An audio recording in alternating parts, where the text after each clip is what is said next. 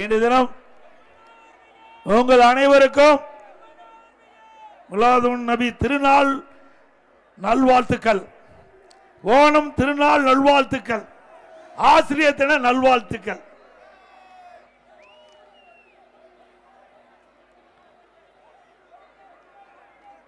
இன்றைக்கு அனைத்து இந்திய அண்ணா திராவிட முன்னேற்ற கழக ஆட்சி இருக்கின்ற பொழுது நாட்டு மக்களுக்கு பல்வேறு திட்டங்களை கொண்டு வந்து நிறைவேற்றப்பட்டது.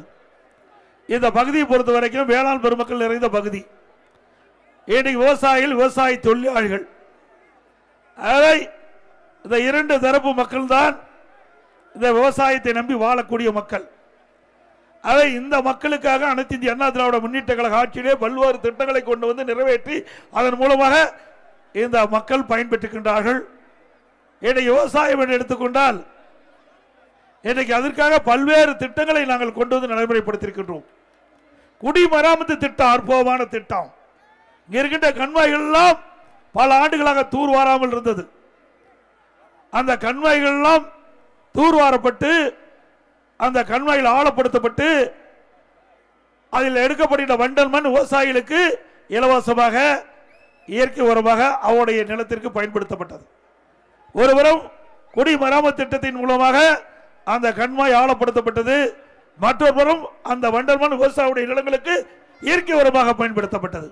மழைக்காலத்தில் பெய்கின்ற நீர் கண்மாயில் நீர் நிரப்புகின்ற சூழ்நிலை வண்டல் மண் நல்ல விளைச்சலை கொடுத்தது. ஆக இது அனைத்து இந்திய அண்ணா திராவிட முன்னேற்ற கழக ஆட்சியிலே விவசாய மக்களுக்காக கொண்டு வரப்பட்ட அற்புதமான திட்டம். இன்றைக்கு பொதுப்பணித்துறையின் சார்பாக 14,000 ஏரிகள் கண்மாய்கள் இருக்கின்றன தமிழகம் முழுவதும். அதிலே முதற்கட்டமாக 1240 கோடி இந்த திட்டத்திற்காக நிதி ஒதுக்கீடு செய்யப்பட்டு 6000 கண்மாய்கள் தூர்வாரப்பட்டன. அதுபோல ஊராட்சி ஒன்றியத்தின் கீழ் 26,000 கூழாங்குட்ட கண்மாய்கள் இருக்கின்றன. அந்த கண்மாய்கள் எல்லாம் தூர்வாரப்பட்டு மழை காலத்தில் பெய்கின்ற நீர் முழுவதும் சேமித்து வைத்து கோடை காலத்தில் நிலத்தடி நீரை உயர்த்தி வேளாண்மைக்கு தேவையான நீர், குடிப்பதற்கு தேவை நீரை வழங்கிய அரசாங்கம் அண்ணா திமுக அரசாங்கம். இது முழுக்க முழுக்க விவசாயிகள் பயன்பெறுகின்ற திட்டம். உடம்புக்கு உயிர் எப்படி முக்கியமோ அதுபோல விவசாயத்துக்கு நீர் முக்கியம்.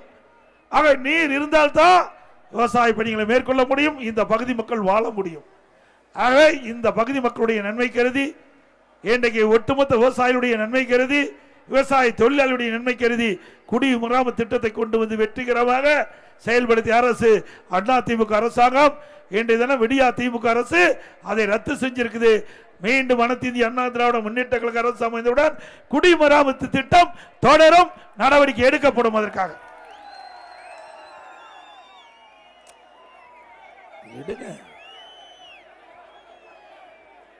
இறக்கி பிடி தம்பி, இது என்ன கொஞ்சம் சொன்னா கேளுங்க, லைவ்ல எடுக்கிறாங்கல்ல கஷ்டப்பட்டு.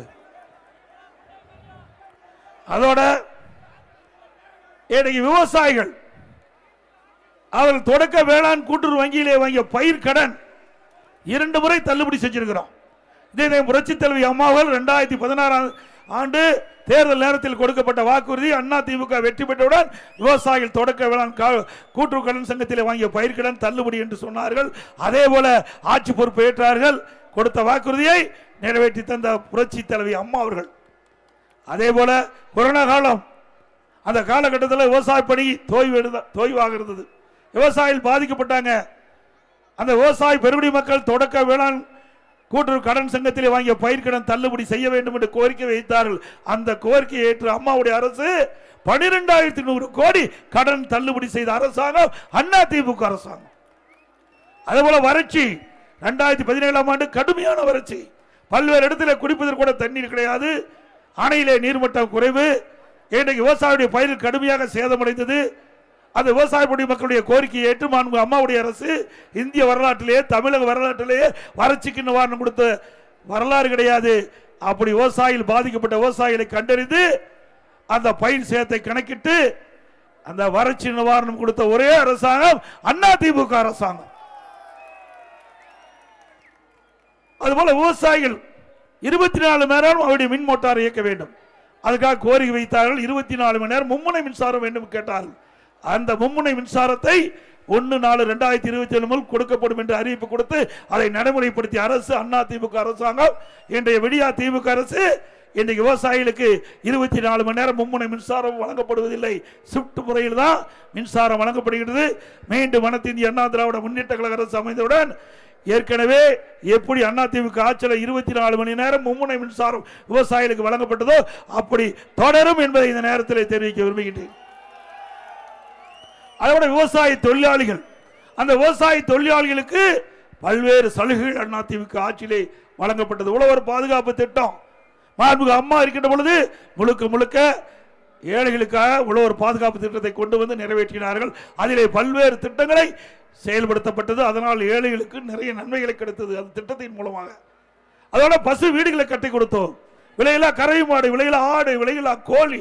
அதுபோல கிராமத்திலிருந்து நகரம் வரை உழைக்கும் திறனற்ற முதியோர்களுக்கு, அந்த தகுதியானவர்களுக்கு முதியோர் உதவித்தொகை 500 1000 ரூபாயாக உயர்த்தி கொடுத்த அரசு அதிமுக அரசாங்கம்.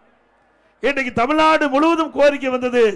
இன்னும் பல பேர்களுக்கு இந்த முதியோர் உதவித்தொகை கிடைக்க வேண்டும் என்று கோரிக்கை வைத்தார்கள். அவருடைய கோரிக்கையை ஏற்று சட்டப்பேரவையிலே சட்டப்பேரவை 110 கீழ் ஒரே நேரத்தில் 5 லட்சம் முதியோர்களுக்கு முதியோர் உதவித்தொகை வழங்கப்படும் என்று அறிவிப்பு கொடுத்து 85% அந்த முதியோர்கள் திட்டத்தின் மூலமாக அவர்களுக்கு மாதந்தோறும் 1000 ரூபாய் முதியோர் உதவித்தொகை கிடைக்க ஒரு திட்டத்தை கொண்டு வந்து நிறைவேற்றிய அரசாங்கம் அதிமுக அரசாங்கம்.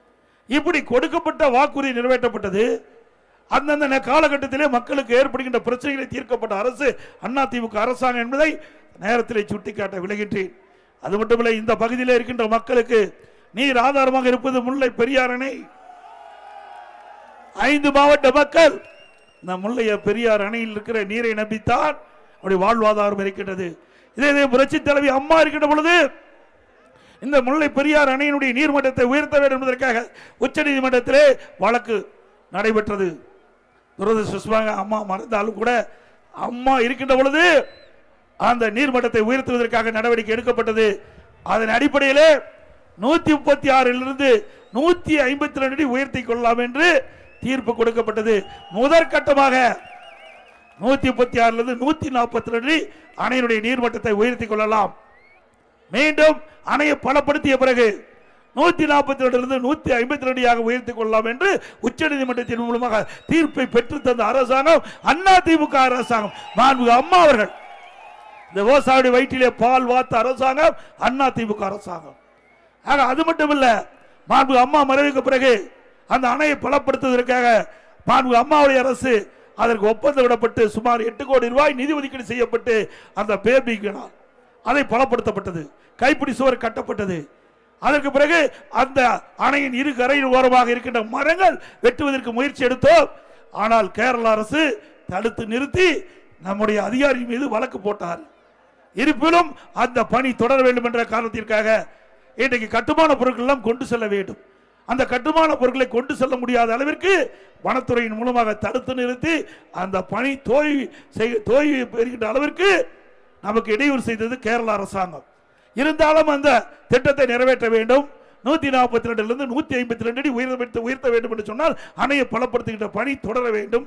அதற்காக நாங்கள் கேரள முதலமைச்சரை நானே போய் நேரடியாக சந்தித்தேன். என்னோடு மரியாதைக்குரிய அப்பொழுது இருக்கின்ற உள்ளாட்சித்துறை அமைச்சர், மரியாதைக்குரிய துணை சபாநாயகர், மரியாதைக்குரிய அண்ணன் கே.சி. கருப்பணன் அமைச்சர் எல்லாம் சென்று நேரடியாக பேச்சுவார்த்தை நடத்தினோம். அதுக்கு பிறகு ஆட்சி மாற்றம் ஏற்பட்டது. அதுக்கு பிறகு இன்றைய முதலமைச்சர் அதை கண்டுகொள்ளவில்லை. இன்றைக்கு எப்பொழுது பார்த்தாலும் முதலமைச்சர் தெரிவிக்கிறார் இந்தியா கூட்டணி பலம் வாய்ந்த கூட்டணி என்கிறார். இந்தியா கூட்டணியில் கம்யூனிஸ்ட் கட்சி அங்கம் வைக்கின்றது, காங்கிரஸ் அங்கம் வைக்கின்றது. அங்கே இரு கட்சிகள் காங்கிரஸ் கம்யூனிஸ்ட் கட்சி தான் மாறி மாறி கேரள அரசை ஆண்டு கொண்டிருக்கின்றது. 2 கட்சியுமே இந்தியா கூட்டணியில் அங்கம் வைக்கின்றது. இது அருமையான நேரம். இந்த நேரத்தை பயன்படுத்தி நீண்ட காலமாக இருக்கின்ற முல்லை பெரியார் பிரச்சனைக்கு தீர்வு காணுவதற்கு ஒரு வாய்ப்பு திராவிட முன்னேற்ற கழக அரசு கிடைத்திருக்கின்றது. பல முறை எடுத்து சொன்னோம், அதையெல்லாம் கண்டுகொள்ளவில்லை. இந்த விவசாயிகளை பற்றி கவலைப்படாத முதலமைச்சர் இன்றைக்கு முதலமைச்சர் ஸ்டாலின் அவர்கள். விவசாயத்தை பற்றியும் தெரியாது, விவசாயிகள் படுகிற கஷ்டத்தை பற்றியும் தெரியாது. ஆகவே ஒரு அரசாங்கம் என்று சொல்லுகின்ற பொழுது கிடைக்கின்ற சந்தர்ப்பத்தை முழுமையாக பயன்படுத்துகின்ற அரசுதான் உண்மையான மக்களுக்கு நன்மை செய்கின்ற அரசு. ஆனால் இன்றைய முதலமைச்சர் அதை பற்றி எல்லாம் கவலைப்படவில்லை. உடனடியாக இந்தியா கூட்டணியில் அங்கம் வைக்கின்ற இந்த திராவிட முன்னேற்ற கழகம் இன்றைக்கு காங்கிரஸ் மற்றும் கம்யூனிஸ்ட் கட்சியோட தொடர்பு கொண்டு கேரளாவிலேயே பேச்சுவார்த்தை நடத்தி முல்லை பெரியார் பிரச்சனைக்கு தீர்வு கண்டிருக்கலாம். ஆனால் இதை செய்யவில்லை. மீண்டும் அனைத்து இந்திய அண்ணா திராவிட முன்னேற்ற கழக அரசு உங்கள் துணையோடு மலரும் முல்லை பெரியார் பிரச்சனைக்கு நிரந்தர தீர்வு காணப்படும். இது விவசாயியுடைய அரசு. நானும் ஒரு விவசாயியா இருக்கின்றேன். இன்றைக்கு நான் விவசாய பணி செய்து கொண்டிருக்கின்றேன். என்னுடைய தொழிலே விவசாயம் தான். விவசாயி கடினமான தொழில்.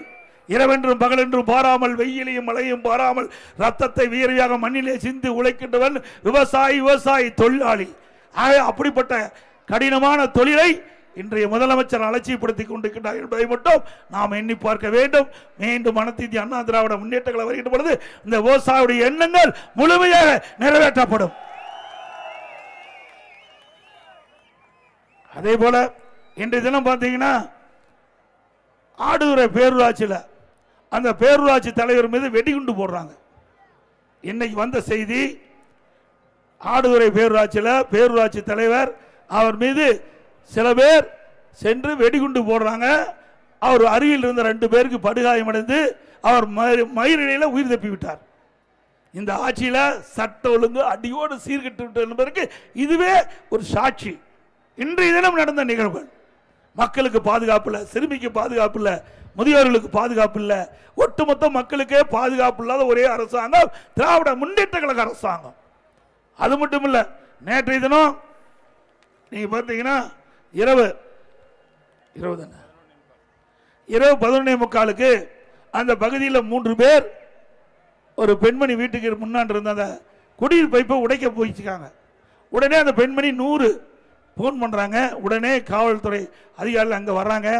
வந்து அந்த ஆசாமிகளை தடுத்து நிறுத்துகின்ற பொழுது அவர்கள் அந்த காவலர் மீது அடிக்கிறாங்க. காவலரை தாக்குகின்றார்கள். ஒரு போலீஸ்காரருக்கு இப்படிப்பட்ட நிலைமை. போலீஸை காக்கிறதுக்கு இனிமேல் ராணுவம் தான் வரணும். மக்களை காக்கிறது போலீஸ். ஆனால் போலீஸே தாக்கப்படுகிறான்னு சொன்னால் இது யார் மக்களை பாதுகாப்பது? ஒரு கேள்விக்குறியாக இருக்கின்றது. இந்த விடியா திமுக அரசாங்கத்தில் குற்றச்செயல் ஈடுபடுகிறவர்களுக்கு காவல்துறை கண்ட பயமே இல்லை. ஆனால் அனைத்து இந்திய அண்ணா திராவிட முன்னேற்ற கழக அரசுகின்ற பொழுது சட்டத்தின் ஆட்சி நடைபெற்றது. இன்றைக்கு மக்கள் நிம்மதியாக வாழ்ந்தார்கள். பெண்களுக்கு முழுமையான பாதுகாப்பு கிடைக்கப்பட்டது. அப்படிப்பட்ட ஒரு அரசாங்கம் இதே புரட்சித் தலைவர் அம்மா இருக்கின்ற பொழுது வழங்கினார்கள். அம்மா மறைவுக்கு பிறகும் அம்மாவுடைய அரசு வழங்கியது என்பதை நேரத்தில் சுட்டிக்காட்டுகின்றேன். ஒரு சட்ட ஒழுங்கு, ஒரு மாநிலத்தில் சட்ட ஒழுங்கு சிறப்பாக இருந்தால் தான் எல்லா துறையும் வளர்ச்சி பெறும். அந்த பகுதி மக்கள் பலமாக செழிப்பாக இருக்க வேண்டும் என்று சொன்னால் சட்ட ஒழுங்கு சிறப்பாக இருக்க வேண்டும். ஆனால் தமிழகத்திலே அப்படிப்பட்ட நிலைமை இல்லை. அதனால இன்றைக்கு தமிழகம் இன்றைக்கு சரிந்து கொண்டிருக்கின்றது. தொழிலும் சரி, இன்றைக்கு வாழ்க்கையிலும் சரி, மக்களுடைய வாழ்க்கையிலும் சரி. இந்த நிலையெல்லாம் மாற்ற வேண்டும் என்று சொன்னால் 2026 சட்டமன்ற பொதுத் தேர்தலில் அனைத்து இந்திய அண்ணா திராவிட முன்னேற்ற கழக வேட்பாளரை வெற்றி பெற செய்யுங்கள்.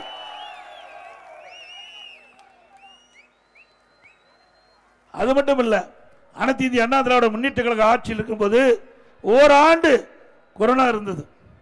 அந்த கொரோனா காற்றிலே பரவக்கூடிய வைரஸ், அது எப்படி நோய் தாக்கப்படும், அந்த நோய் அறிகுறி என்ன, அதுக்கு எப்படி வைத்தியம் பண்றது எதுவுமே தெரியாது. அந்த காலகட்டத்தில் கூட அனைத்து இந்திய அண்ணா திராவிட முன்னேற்ற கழக அரசு, உங்களுடைய அரசாங்கம், விலை மதிக்க முடியாத உயிரை காப்பாற்றிய அரசாங்கம் அண்ணா திமுக அரசாங்கம். சாதாரணமா எண்ணிடாதீங்க. ஓராண்டு மக்களை காப்பாற்றினோம். அப்பொழுது விலைவாசி உயர்ல கட்டுப்பாட்டுக்குள்ள வச்சிருந்தோம். இன்றைக்கு ஓராண்டு மக்கள் படுகிற துன்பத்தை அறிந்து ரேஷன் கடையில் எல்லா குடும்பத்தையும் 1000 ரூபாய் கொடுத்தோம். அதுல விலையில அரிசி, விலையில சக்கரை, விலையில எண்ணெய் ஓராண்டு கொடுத்த ஒரே அரசாங்கம் அண்ணா திமுக அரசாங்கம். அதோட அம்மா உணவகம் சமூக கூடத்தில் கர்ப்பிணி தாய்மார்களுக்கு, முதியோர்களுக்கு, மாற்றுத்திறனாளிகளுக்கு சுட சுட 3 வேளையும் அவர் இருக்கின்ற இல்லத்திற்கே சென்று உணவு கொடுத்த அரசாங்கம் அண்ணா திமுக அரசாங்கம். ஆகவே சாதனை மேல் சாதனை படைத்து மக்களுடைய அன்பை பெற்று அரசு அண்ணா திமுக அரசாங்கம். அது மட்டுமல்ல, துறை துறை வாரியாக சாதனைகள் படித்து தேசிய அளவில் அண்ணா திமுக ஆட்சியில் பல விருதுகளை பெற்றுக்கிறோம். இன்னைக்கு ஒரு அரசாங்கம் சிறப்பாக செயல்படு என்று சொன்னால் அந்த அரசாங்கத்திற்கு தேசிய அளவில் விருது கிடைக்கும். இந்திய அளவில் இருக்கின்ற பல்வேறு அரசாங்கத்தினுடைய துறைகள் சார்பாக ஆய்வு செய்வாங்க. அந்த ஆய்வில் எந்தெந்த துறை, எந்தெந்த மாநிலத்தில் எந்தெந்த துறை சிறந்திருக்கின்ற என்று தேர்ந்தெடுத்து அந்த தேர்ந்தெடுக்கப்பட்ட துறைக்கு தேசிய விருது கொடுப்பாங்க. அப்படி உள்ளாட்சியில் மட்டும் 140 விருதுகளை பெற்ற அரசு அதிமுக அரசாங்கம். மின்சாரத்துறையில விருதுகளை பெற்றுக்கிறோம், போக்குவரத்து துறையில விருதுகளை பெற்றுக்கிறோம், கூட்டுறவு துறையில விருதுகளை பெற்றுக்கிறோம், சமூக துறையில விருது, உயர்கல்வி துறையில விருது, மாற்று அதே போல உறுப்பு மாற்று அறுவை சிகிச்சை தொடர்ந்து 5 ஆண்டு காலம் தேசிய அளவில் விருதுகளை பெற்ற ஒரே அரசாங்கம் அதிமுக அரசாங்கம். வேளாண்மையில உணவு தானிய உற்பத்தி இந்தியாவிலேயே தொடர்ந்து 5 ஆண்டு காலம் அதிக அளவில் உற்பத்தி செய்து தேசிய அளவில் கிறிஸ் கர்மான் என்ற விருதை பெற்று அனைத்து இந்திய அண்ணா திராவிட முன்னேற்ற கழக அரசு ஒரு திறமையான அரசு என்பதை நாங்கள் நிரூபித்து காட்டினோம். ஆக இதையெல்லாம் எதற்காக சொல்லிட்டு சொன்னால், மக்கள் இப்ப இருக்கின்ற அரசாங்கத்தை பாருங்க, முன்னால் இருந்து அனைத்து இந்திய அண்ணா திராவிட முன்னேற்ற கழக அரசை நீங்க ஒப்பிட்டு பாருங்க. இன்றைக்கு விலைவாசி கடுமையாக விண்ணை முட்டுக்கிட்ட அளவுக்கு உயர்ந்து விட்டது. இன்றைக்கு அரிசி விலை சிந்திச்சு பாருங்க. அதிமுக ஆட்சியிலிருந்தும் இப்ப திமுக ஆட்சியிலையும் எந்த அளவுக்கு உயர்ந்திருக்கு என்பதை எண்ணி பார்க்க வேண்டும். இதெல்லாம் மளிகை கடையில் வாங்கின விலை இல்லைன்னா திமுக பேசுவாங்க. உடனே வேண்டுமென்றே திட்டமிட்ட எடப்பாடி பழனிசாமி பஸ்ஸை தூக்கிட்டு ஊர் ஊரா போய் பொய்ய பேசிட்டு இருவாரு, ஒரு தவறான தகவலை சொல்லுவாரு. அதனால நாங்கள் மளிகை கடைக்கே போய் அதிமுக ஆட்சி 2021 என்ன விலை, திராவிட முன்னேற்ற கழக ஆட்சியில் இன்றைக்கு அந்த உணவுப் பொருளுடைய விலை என்ன என்பதை அங்கே இருந்து கேட்டு உங்களிடத்தில் நாங்கள் இந்த நேரத்தில் தெரிவிக்கிறோம். பச்சரிசி, சாப்பாட்டு அரிசி அதிமுக ஆட்சியில் 1 கிலோ 50 ரூபாய்க்கு விற்றது. 2021 50 ரூபா. இன்னைக்கு திமுக ஆட்சியில் 77 ரூபாய்க்கு விற்கிது 1 கிலோ. பொன்னி புழுங்கல் அரிசி 1 கிலோ 50 ரூபா அதிமுக ஆட்சியில். திராவிட முன்னேற்ற கழக ஆட்சியில் 72 ரூபாய்க்கு விற்கிது.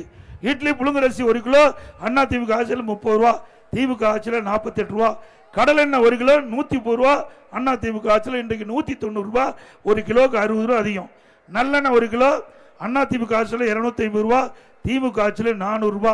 தோரப்பருப்பு 1 கிலோ அதிமுக ஆட்சியில் 74 ரூபா, இன்றைய தினம் திராவிட முன்னேற்ற கழக ஆட்சியில் 130, 1 கிலோக்கு 56 ரூபா அதிகம். உளுத்தம்பருப்பு 1 கிலோ அதிமுக ஆட்சியில் 79, திமுக ஆட்சியில் 120, 41 ரூபா அதிகம். இப்படி வெண்ணெய் முட்டுகின்ற அளவுக்கு விலை உயர்ந்து போச்சு.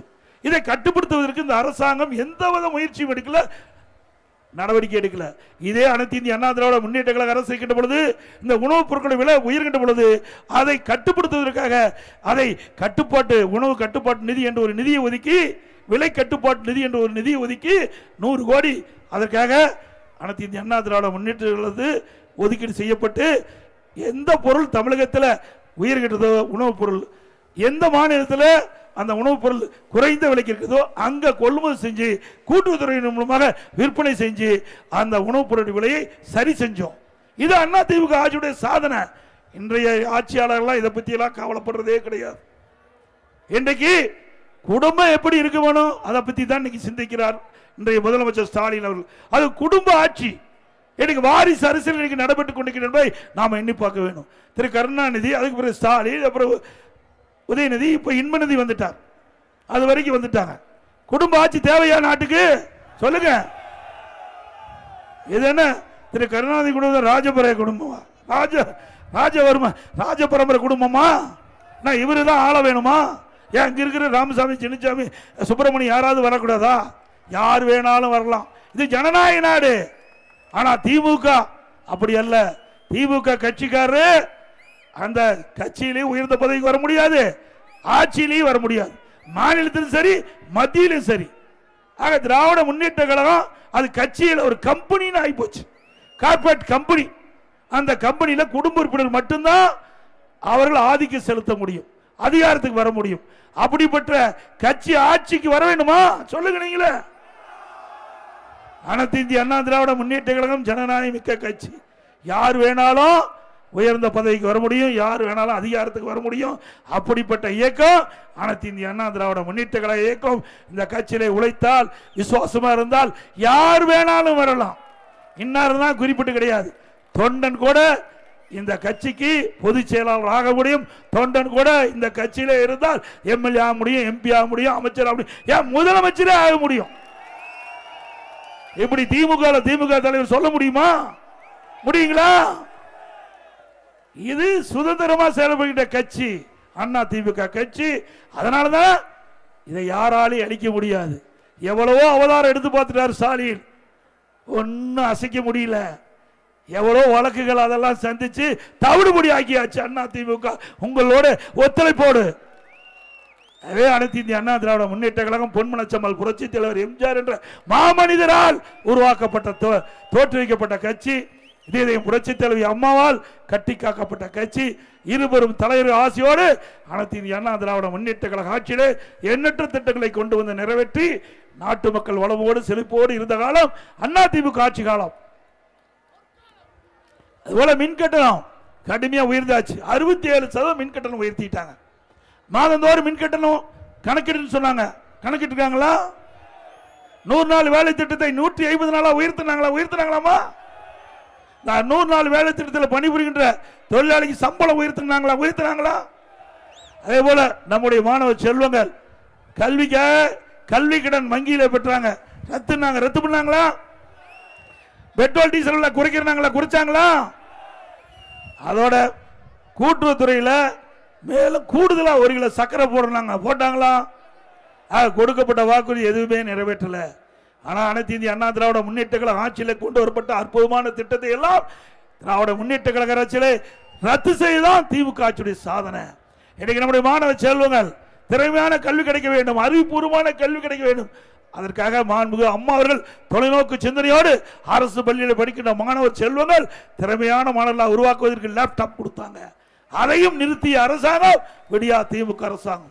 இன்றைக்கு தமிழகத்தில் அரசு பள்ளியில் படிக்கின்ற மாணவ செல்வங்களுக்கு சுமார் 52,36,000 மாணவ மாணவிகளுக்கு லேப்டாப் கொடுத்தோம் அண்ணா திமுக ஆட்சியில். 7,300 கோடி இதற்காக நிதி ஒதுக்கீடு செய்யப்பட்டது. ஆனால் ஆட்சிக்கு வந்தவர்கள் இந்த திட்டத்தை கூட பொறுத்து கொள்ள முடியாம அந்த மாணவ செல்வங்கள் பாதிப்பதை கூட அவர்கள் சிந்திக்காம அதை ரத்து செஞ்சிருக்கிறாங்க. மீண்டும் உங்கள் துணையோடு அண்ணா திமுக ஆட்சி அடுத்த ஆண்டு மலர்கின்ற பொழுது லேப்டாப் திட்டம் கொண்டு வரப்படும். மாணவர்களை திறமையான மாணவர்களாக உருவாக்குவோம். அதுபோல தாலிக்கு தங்கம் திட்டம், இது ஒரு அற்புதமான திட்டம். திருமண உதவி திட்டம் 27,50,000 கொடுத்தோம். தாலிக்கு தங்கம் இன்னைக்கு ஒரு சவரன் 76,000 ரூபாய். இன்னைக்கு திருமண வயது ஏழை குடும்பத்தில் பிறந்த பெண் திருமண வயது அடைகின்ற பொழுது பொருளாதார சூழ்நிலையின் கிழமை அந்த திருமணம் தடைபடுகிறது. மாண்பு அம்மாவால் சிந்தித்தார்கள். அந்த ஏழை குடும்பத்தில் பிறந்த பெண்ணுக்கு உரிய நேரத்தில் திருமணம் நடைபெற வேண்டும் என்ற எண்ணத்தின் அடிப்படையில் திருமண வயது திட்டம் 27,50,000, தாலிக்கு தங்கம் 76,000, இன்றைக்கு ஒரு சவன் 76,000. அந்த திட்டத்தை கொண்டாந்து நடைமுறைப்படுத்தி 52 லட்சம் குடும்பத்தை வாழ வைத்த அரசாங்கம் அண்ணா திமுக அரசாங்கம். அதையும் இன்றைய ஆட்சியாளர் ரத்து செஞ்சிருக்கிறாங்க. மீண்டும் அண்ணா திமுக ஆட்சி மலர்ந்தவுடன் தாலிக்கு தங்கம் திட்டம், திருமண உதவி திட்டம் தொடரும். அது மட்டுமல்ல, இந்த திருமண உதவி திட்டத்தின் கீழ் தேர்ந்தெடுக்கப்படுகின்றவர்களுக்கு இந்த உதவி மட்டுமல்ல, மணப்பெண்ணுக்கு அற்புதமான பட்டு சேலை வழங்கப்படும், மணமகனுக்கு பட்டு வேஷ்டி வழங்கப்படும். அதோட இன்றைக்கு கிராம சூழ்ந்த பகுதி, இன்றைக்கு கிராமத்தில் வாழ்கின்ற மக்களுக்கு அந்த பகுதியிலே சிகிச்சை அளிக்க வேண்டும். அதற்காக ஒரு திட்டத்தை கொண்டு வந்தோம், அம்மா மினி கிளினிக் திட்டத்தை. இன்றைக்கு தமிழ்நாடு முழுவதும் 2000 அம்மா மினி கிளினிக் திறந்தோம். எந்த பகுதியில் கிராம மக்கள் அதிகமாக வசிக்கிறாங்களோ, ஏழை மக்கள் அதிகமாக வசிக்கிறாங்களோ அந்த பகுதியை தேர்ந்தெடுத்து அந்த பகுதியில் ஒரு அம்மா மினி கிளினிக் துவங்கி அந்த அம்மா மினி கிளினிக்கில் ஒரு MBBS டாக்டர், ஒரு செவிலியர், ஒரு மருத்துவ உதவியாளர் நியமிக்கப்பட்டு சிறப்பாக செயல்பட்டு இருந்தது. அந்த பகுதியில் யாராவது நோயாய்ப்பட்டால் உடனடியாக அம்மா மினி கிளினிக் சென்று சிகிச்சை பெற்று வந்தாங்க. இது அனைத்து இந்திய அண்ணா திராவிட முன்னேற்ற கழக ஆட்சியிலே நடைபெற்ற திட்டம் என்ற ஒரே காரணத்திற்காக இந்த திட்டம் தொடர்ந்தா அண்ணா திமுக கட்சிக்கு நல்ல பேர் வந்துடும். அந்த திட்டத்தையும் ரத்து செய்த அரசாங்கம் இன்றைக்கு விடியா திமுக அரசு.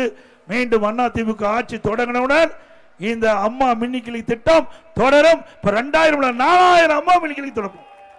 ஏழைகளுக்கு அந்தந்த பகுதியிலேயே அற்புதமான சிகிச்சை அளிக்கக்கூடிய திட்டத்தை அண்ணா திமுக அரசு கொண்டு வந்து நிறைவேற்றப்படும். அதோட இன்றைக்கு ஏழை விவசாயிகள் குடிசையில் வாழ்றாங்க, வீட்டு மனையே இல்லாமல் பல பேர் இருக்காங்க. தாழ்த்தப்பட்ட மக்கள் அவங்களும் குடிசையில் வாழ்றாங்க, வீட்டு மனை இல்லா இருக்காங்க. இப்படிப்பட்ட மக்களுக்கு பல லட்ச ரூபாய் மதிப்புள்ள காங்கிரீட் வீடு அண்ணா திமுக ஆட்சியிலே கட்டுக் கொடுக்கப்படும். அண்ணா திமுக ஆட்சியினுடைய பிரதான தேர்தல் அறிக்கை ஏழை மக்களுக்கு அற்புதமான வீடுகள், காங்கிரீட் வீடுகள் பல லட்ச ரூபாய் செலவிலை கட்டி கொடுக்கணும். இப்ப கட்டுற வீடு மாதிரிலாம் இல்லைங்க. ஏழைகளுக்கு கொடுக்கின்ற வீடு சிறப்பா அவர்கள் மனம் மகிழ்கின்ற அளவு, மனம் நிறைவு பெறுகின்ற அளவுக்கு அற்புதமான வீடுகளை கட்டி தருவோம் என்று நேரத்தில் தெரிவித்து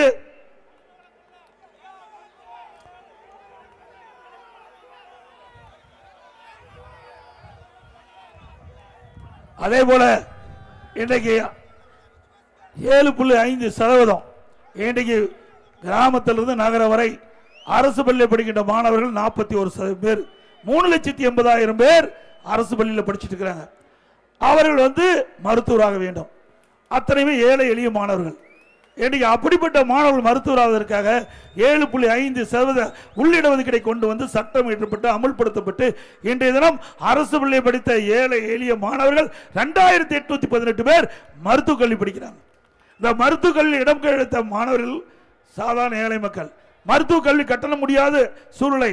அதற்காக என்னுடைய கவனத்திற்கு வந்தவுடன் அந்த மருத்துவக் கல்வி கட்டணத்தை அரசாங்கமே செலுத்தும் என்ற உத்தரவை போட்டு இன்றைய தினம் ₹1 செலவு இல்லாம அரசு பள்ளி படித்த மாணவ செல்வங்கள் இன்றைக்கு மருத்துவக் கல்வி கிடைக்கக்கூடிய சூழ்நிலையை உருவாக்கி தந்த அரசு அனைத்து இந்திய அண்ணா திராவிட முன்னேற்ற கழக அரசு என்பதை நேரத்தில் தெரிவித்துட்டு, அது மட்டுமல்ல இன்றைக்கு கம்பம் பைப்பு உடைச்சிருக்கிறாங்க. தேனி சின்னமன்னூர் பகுதியில் பெரியாற்றில் இருந்து மோட்டார், அதாவது நீரேற்று மோட்டரின் மூலமாக நம்முடைய விவசாய நிலங்கள் எல்லாம் பாசன வசதி பெற்றுக் கொண்டது. வேண்டுமென்றே திட்டமிட்ட ஒரு அமைச்சர் அந்த குழாய்கள் எல்லாம் உடைத்திருக்காங்க. மீண்டும் அதிமுக ஆட்சி வந்த பிறகு அந்த குழாய் சரி செய்யப்பட்டு விவசாயிகளுக்கு தங்குதடை இல்லாமல் நீர் கொடுக்கப்படும்.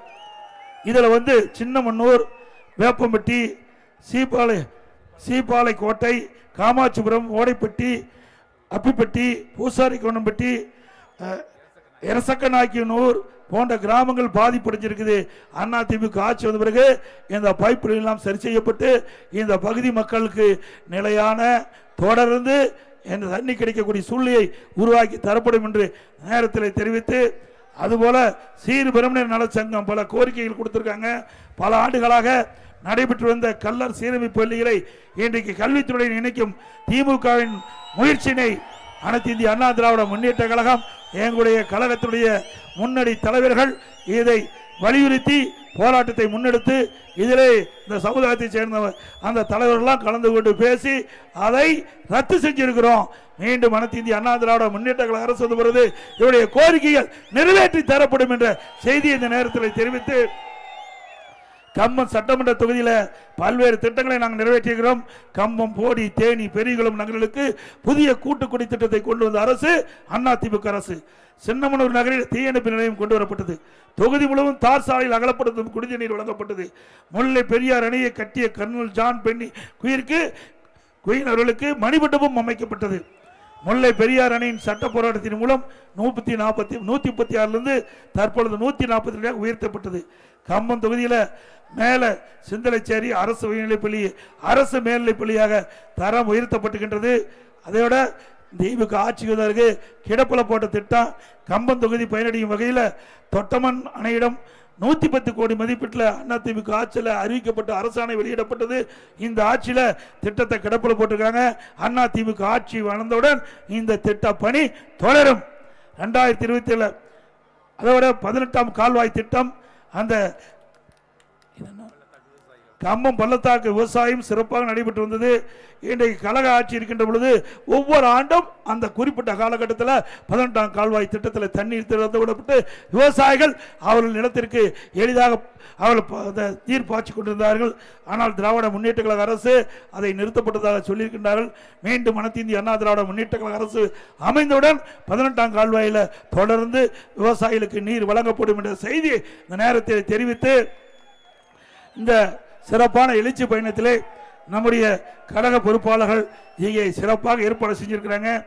அதோட இந்த பொறுப்பாளருடைய பெயர்கள் திரு என் சூரிய பிரசாத் அவர்கள், திருமதி ஆர் முத்திரத்தினம் அவர்கள், திரு எஸ் எம் சர்க்குணம் அவர்கள், திருமதி வீரமணி கருணன் அவர்கள், திரு ஏ இளைய நம்பி அவர்கள், திருமதி டி சீதாலட்சுமி அவர்கள், திரு டி டி சிவகுமார் அவர்கள், திரு எம் ஆர் ஈஸ்வரன் அவர்கள், திரு கல்யாணகுமார் அவர்கள், திரு பா வினோத்குமார் அவர்கள், திரு கண்ணன் அவர்கள், கம்பம் வடக்கு நகர கழக செயலாளர் திரு எம் ஆர் கார்த்திகேயன் அவர்கள், கம்பம் தெற்கு நகர கழக செயலாளர் திரு கணபதி அவர்கள், திரு பி எஸ் மனோகரன் அவர்கள், Thiru S M B Karthikeyan அவர்கள், திரு சி எம் சிவகுமார் அவர்கள், திரு எஸ் ஏ சீனிவாசன் அவர்கள், திரு எம் சக்கரவர்த்தி அவர்கள், திரு டி மார்க்கண்டன் அவர்கள், Thiru V S P Baskaran அவர்கள், திரு ஜே பாண்டியராஜ் அவர்கள், Thiru N S V Kannan அவர்கள், திரு கே ஜே பாலமணி மார்பன் அவர்கள், திரு எம் கருப்புசாமி பாண்டியன் அவர்கள், Thiru K S A Abdul Asik அவர்கள், திரு எஸ் காசிமாயன் அவர்கள், திரு ஆர் சந்தான முத்தையா அவர்கள், திரு டி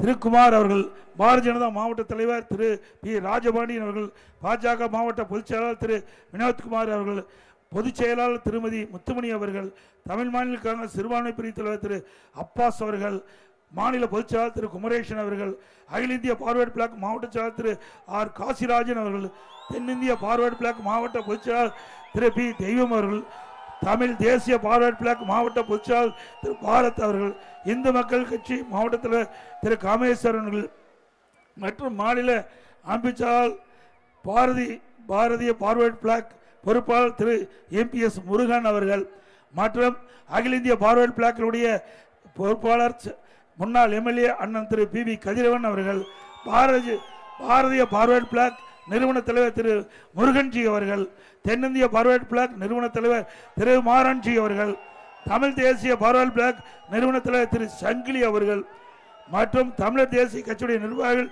திரு செல்லபாண்டி அவர்கள், திரு அன்புலி அவர்கள், திரு ஜே.பி. தங்கத்துறை அவர்கள் மற்றும் கூட்டணியில் அங்கு வைக்கின்ற பொறுப்பாளர் அனைவருக்கும் இந்த நேரத்தில் நன்றி தெரிவித்து, அடுத்த ஆண்டு நடைபெறுகின்ற சட்டமன்ற பொதுத் தேர்தலில் கழக வேட்பாளருக்கு இரட்டை சின்னத்திலே வாக்களித்து வெற்றி பெற செய்யுங்கள். மக்களை காப்போம், தமிழகத்தை மீட்போம். மக்களை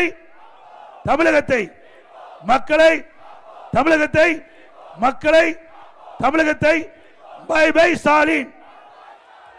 நன்றி, வணக்கம்.